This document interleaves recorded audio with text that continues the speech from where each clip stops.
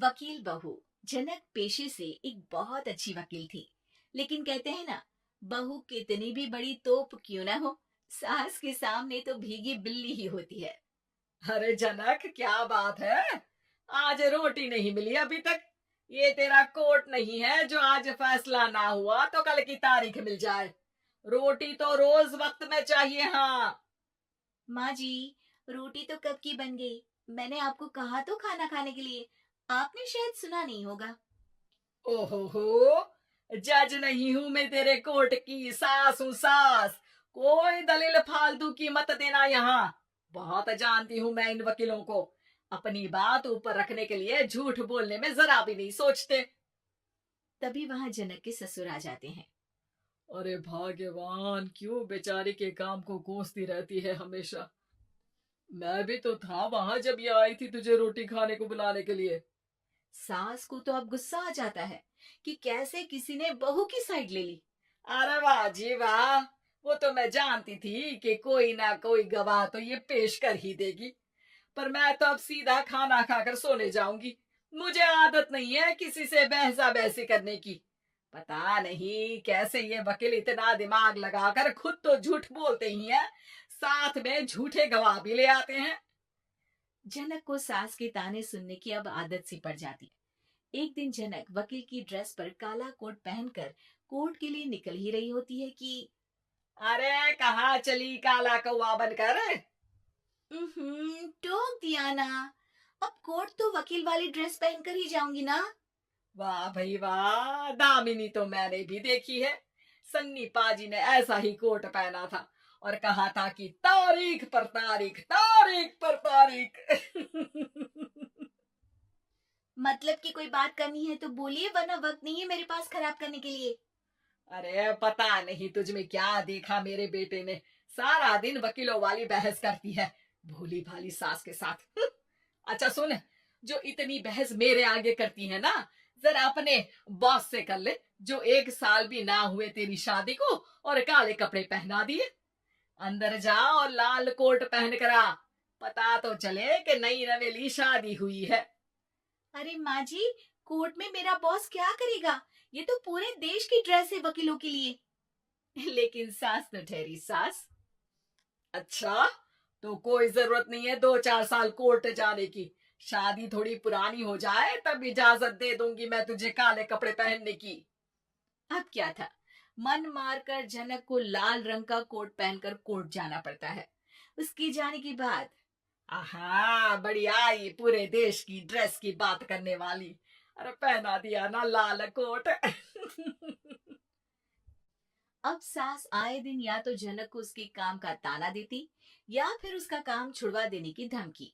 तंग आकर एक दिन जनक पति से कहती है, मैं सोच रही हूँ कि कोर्ट जाना बंद ही कर दूं। अरे क्यों यार, इतना अच्छा करियर है, क्यों छोड़ने की सोच रही हो?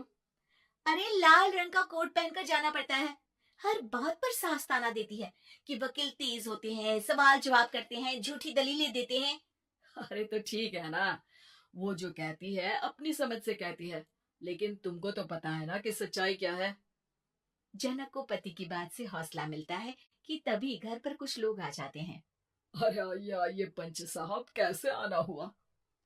अरे भाई साहब, सुना है कि आपकी बहू वकील है।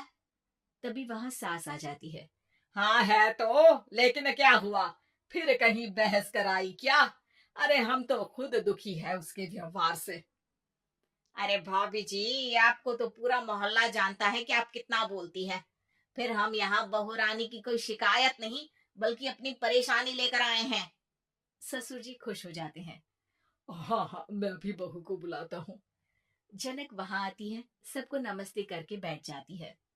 बहू रानी, हमारे गांव में बड़ी मुसीबत आ गई है। अब तो पूरे गांव की जिम्मेदारी मानो तुम्हारे कंधों पर है। अरे ना ना, इससे तो घर की जिम्मेदारी पूरी नहीं होती, ये गांव की जिम्मेदारी क्या लेगी? भाभी जी, आप चुप हो जाओ। यहाँ पढ़े लिखे लोगों की बात हो रही है। आप जाओ, जरा रसोई से सबके लिए चाय लेकर आओ। मैं कॉफी लूंगी। हाँ हाँ, वकील साहिबा के लिए कॉफी। सास सर पैर सब पटक कर वहां से निकल जाती है। बहू, गांव में पानी नहीं आ रहा है, पड़ोसी राज्य ने हमारा पानी रोक रखा है। इसका मामला तो बड़ी कोर्ट में चलेगा पंच जी, लेकिन ऐसा क्यों? वो राज्य हम लोगों से पानी के पैसे मांग रहा है। अब आधे गांव में पानी की सप्लाई खत्म हो गई है बहुरानी। अच्छा पंच साहब, बात गांव की है तो मैं जरूर केस लड़ूंगी। यहाँ एक बार फिर सास की एंट्री हो जाती है। अरे वाह जी वाह, ये काम करवा लो, आप हमारी बहू से बहुत अच्छा करती है। मैं हूँ सीधी सादी सास। इस लड़की ने कैसे लड़ लड़ कर मुझे साइड कर रखा है, ये तो अब आपको पता चल ही जाएगा। अरे भाभी जी, आपकी आवाज तो पूरे गांव को सुनाई पड़ती है जब आप बहू रानी को सुंदर वचन सुना रही होती हैं।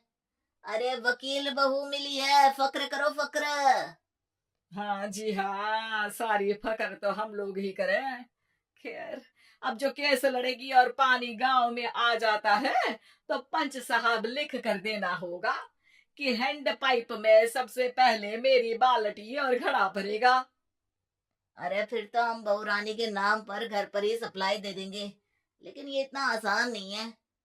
बहू, गांव के पास अभी वकील करने की भी पैसे नहीं है तो।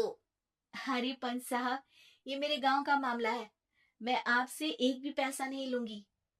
सास को बहू की बात पर गुस्सा आ जाता है, लेकिन सबके जाने के बाद झनक मन लगाकर गांव की परेशानियों को दूर करने में लग जाती है। और वो दिन भी आता है कि झनक केस जीत जाती है।